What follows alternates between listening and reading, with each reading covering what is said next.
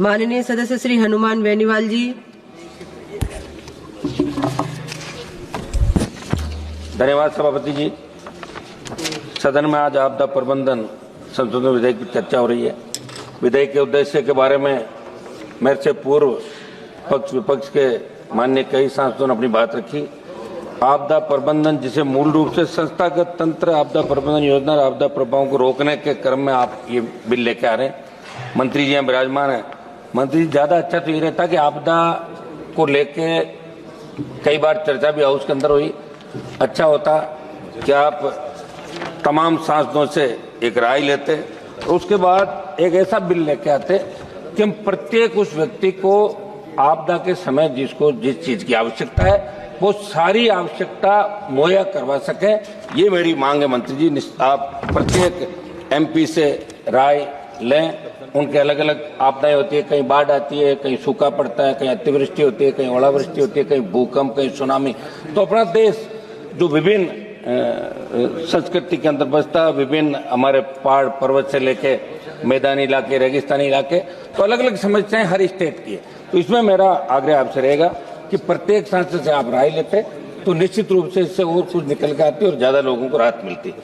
सरकार की SDRF norms के तहत प्रदान की जाने वाली सहायता राशि की तरफ आपका ध्यान आकर्षित कराऊंगा मंत्री जी।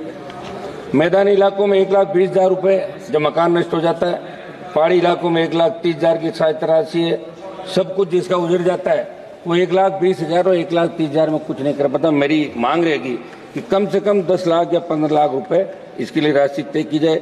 मंत्री जी, किसी कारण से किसी के घर में झोंपड़ी के अंदर आग लगती है तो उस नुकसान की भरपाई के लिए कोई ठोस प्रावधान आग के इसके अंदर नहीं है। कोई व्यक्ति अगर अपने बच्चों की शादी करने के लिए वो इकट्ठा करता है, सामान उधार लेके आता है, उसका सोना चांदी पैसा जो होता है, और उसमें अगर सपोज करो कि आग लग जाए तो उसमें सरकार की तरफ से कुछ भी नहीं मिलता। तो इनको भी इसके अंदर सम्मिलित किया जाए। मैं ये भी कहूंगा किसान अपनी उपज को स्टोर करने के लिए, जिसको अपन खलिहान बोलते हैं, उस खलिहान के अंदर अगर आग लग जाती है तो उसको भी आपदा के अंदर नहीं लिया गया। भी मांग रहेगी कि इसको भी इसके अंदर लिया जाए। आप कपड़ों पर दे रहे हो 2,500 रुपए, आप दे रहे हो न्यूनतम 75% भुगतान सरकार करे। ये मेरी मांग है कि जितने उसकी नुकसान हो इसका आकलन करा के और उसको अधिकतम राशि उस व्यक्ति को मिले। अतिवृष्टि या बाढ़, अकाल, शीतलहर या लू से भी लोगों को भारी आर्थिक नुकसान उठाना पड़ता है। इस समय में भी आप करेंगे। सांसद कोष और विधायक कोष से भी ऐसी परिस्थिति में जहां किसी भी प्राकृतिक आपदा से लोगों को नुकसान हुआ हो।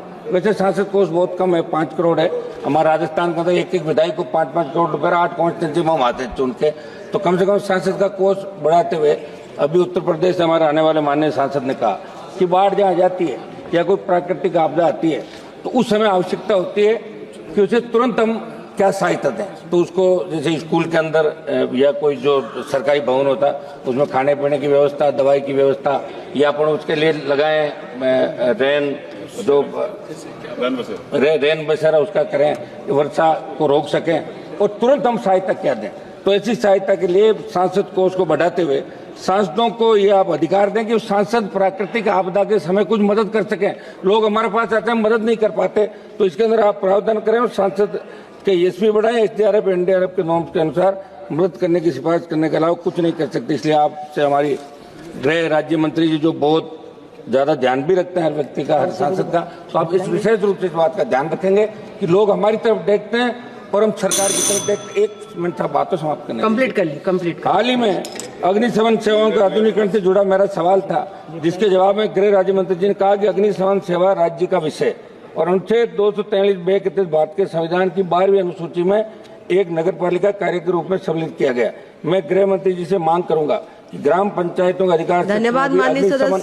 1 मिनट समाप्त कंप्लीट करिए प्लीज। 1 मिनट नहीं हुआ अभी तो हम सब 1-2 चर्चा नहीं तो देखो। अग्निशमन सेवाओं को अनिवार्य करने का प्रावधान बनाया जाए। चूंकि 15वें वित्त आयोग द्वारा राज्यों में अग्निशमन सेवाओं के 5,000 करोड़ के प्रावधान की सिफारिश की गई, लेकिन गांव में अग्निशमन की आवश्यक जरूरत है। इसमें आप जो भी उपखंड और पंचायत समिति मुख्यालय नगर क्षेत्र नहीं है, प्रारंभिक तौर पर वहां आप अग्निशमन को अनिवार्य करने का प्रावधान तत्काल करने की आवश्यकता। सभापति जी, हमारे 1-2 महत्वपूर्ण सुझाव है, अगर आप कहे तो मैं दे दूं, आप कहे तो बैठ जाओ, आप बताएं। आपने दिया टाइम लोगों को साथ कंप्लीट करिए। आपदाओं की पूर्व चेतावनी प्रणाली को मजबूत किया जाए। ताप, लहरों, बाढ़ों, सूखे जैसी आपदाओं का सटीक पूर्वानुमान लगाने का आधुनिक तकनीक का उपयोग किया जाए। वन क्षेत्र बढ़ाने के लिए योजनाएं लागू की जाए। औद्योगिक प्रदूषण को रोकने के लिए सख्त कानून बनाए जाए। आपदा के बाद राहत कार्यों को तेज और व्यवस्थित किया जाए। प्रभावित क्षेत्रों पुनर्वास और रोजगार की व्यवस्था की जाए। राजस्थान के अंदर अभी हमारे खेजड़ी का वृक्ष, चलिए धन्यवाद। एक लास्ट समाप्त कर रहा हूं साहब, लास्ट। खेजड़ी के वृक्ष की अंधाधुंध कटाई चल रही राजस्थान के अंदर। बहुत से लोग आंदोलन करें। खेजड़ी हमारी जीवन धारा है राजस्थान की, मध्य प्रदेश की, और आप सोलर ला रहे हो, नए उद्योग ला रहे हो, लेकिन खेजड़ी के वृक्ष को नहीं काटा जाए। वो छाया के साथ साथ लोगों को रोजगार भी देता है। जो सब्जी होती है सांगरी की, वो वर्ल्ड फेमस सारी। माननीय सदस्य श्री अरुण नेहरू जी, इन चीजों का विशेष रूप से ध्यान रखते हुए इसमें बड़े संशोधन आप लोग करें। मैडम, धन्यवाद धन्यवाद। माननीय सदस्य मैडम अरुण नेहरू जी। थैंक